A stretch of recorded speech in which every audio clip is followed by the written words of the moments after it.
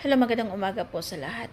Ngayon po ay mamamalingki sana tayo but nadatnan natin na they are going to demolish the footbridge on North Point Tram Station na noon ay dating sinisilungan ng mga kapwa natin OFW, ng mga Indonesian, Pilipino, na pag tuwing araw ng linggo or statutory holiday ay ginagawa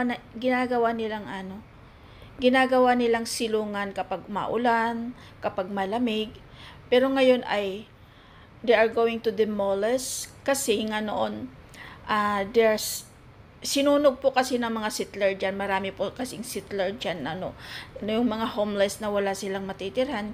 Kaya nung pinapaalis na sila ng Hong Kong government diyan sa footbridge na yan, na hindi na sila pwedeng tumira diyan, bago po sila umalis ay kanilang pong sinunog. Kaya nung sinunog po nila ay kinlose down po ng Hong Kong government yung footbridge na yan.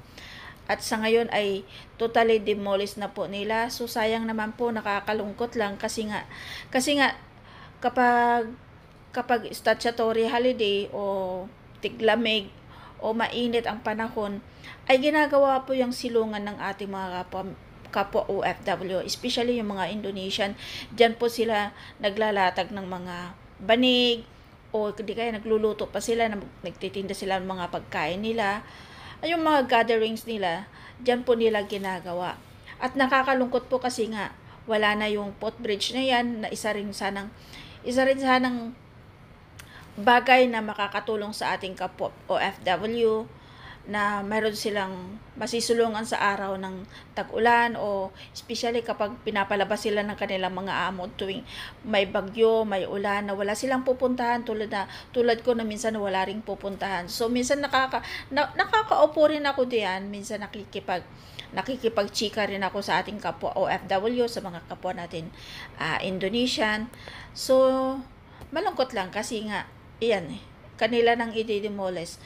At medyo natagalan sila kasi nga supposed to be 11 o'clock ng gabi nila umpisahan na demolition, pero umabot po sila hanggang ngayon alas 7 na alas 10 na po ng umaga, pero hindi pa rin po sila tapos sa pagde-demolish.